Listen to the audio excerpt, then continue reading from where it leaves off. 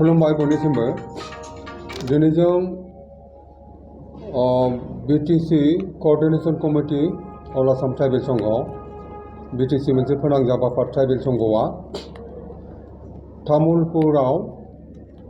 Tamulpur district tribal संघनि बानजायनायाव मोनसे मावफुं मेल जों जिरायो। बिटिसिनि 10टा जिल्ला ट्राइबेल संघआ ज' जानानै दिनैनि कोअर्डिनेशन कमिटि ट्राइबेल संघआ मोनसेल' आयदा लानानै मोनसेल' एजेन्डा लानानै जों बेखौ मोजां रोखोम सावरायनाय जाबाय।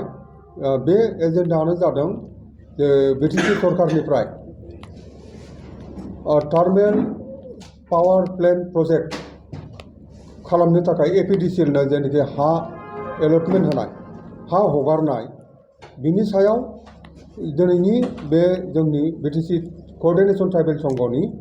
मेलनि गाहाय एजेन्डा बेनो। दा बेवहाय जोंनि बाथ्रा बेनो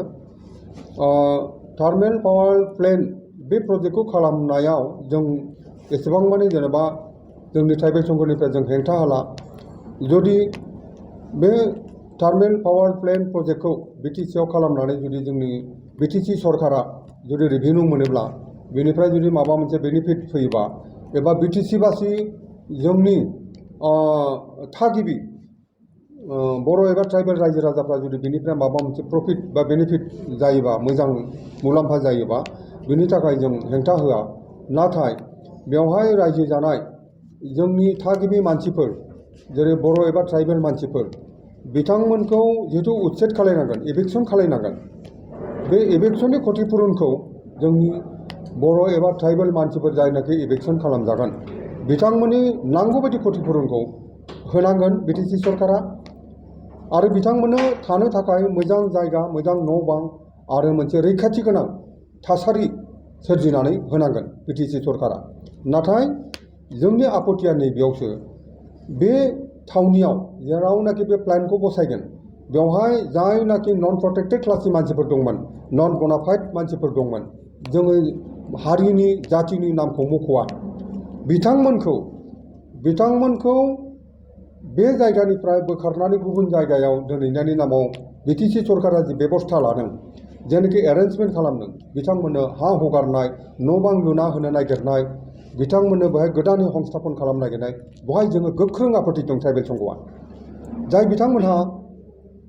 जाय बिथांमोनखौ बिटिसि सरकारा दिनै गुबुन मोनसे जायगायाव जयै दोनहैनो नागिरदों न' बां लुना होनो नागिरदों सुजुग सुबिदा होनो नागिरदों बिथांमोना बिटिसिनि मानसि नङा। बिथांमोना बिटिसिनि बाहेरानिफ्राय फैनाय मानसि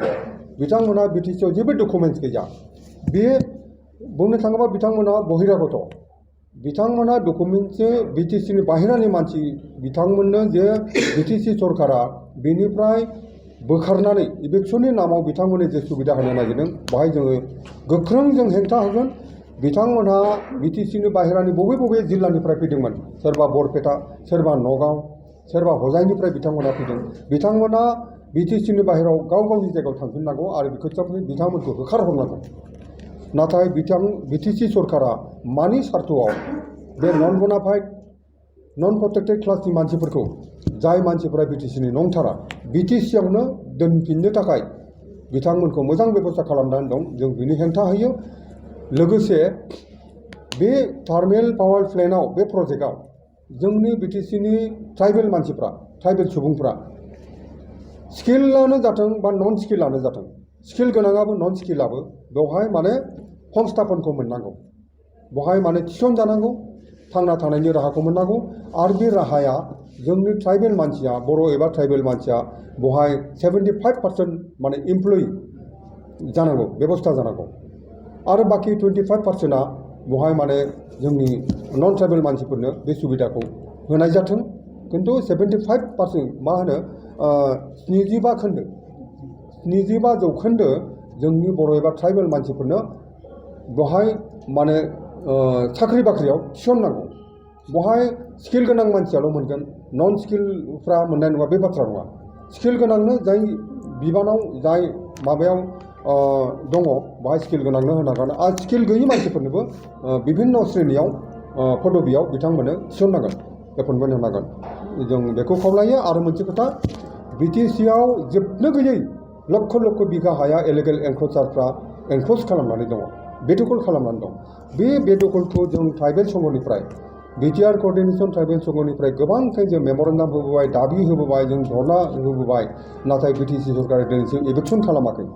होमब्ला एकमात्र भटनि सार्थआव भट बेंकनि सार्थआव बिदेशिफोरखौ जाय मानसिफ्रानाखि इलिगेल भाबै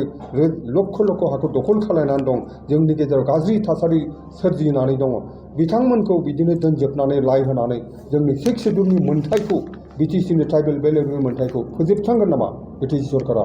बेयो जों ट्राइबेल संघआ जोबोद दुखु फोरमायो जों बाहाय जों धिक्कार बेनि थाखाय जों बिटिसि सरकारखौ जों खावलायदों सानफिननानै जाहाथे इलिगेल एनक्रोचारफोरखौ बेबायदि भटनि सार्थआव लाइ होआलासिनो जिहेतु हाइकर्टनि अर्डार दंखायो बिजिरसालिनि मानगोनां बिजिरसालिनि अर्डारखौ बिथा खालामनानै गोख्रैनो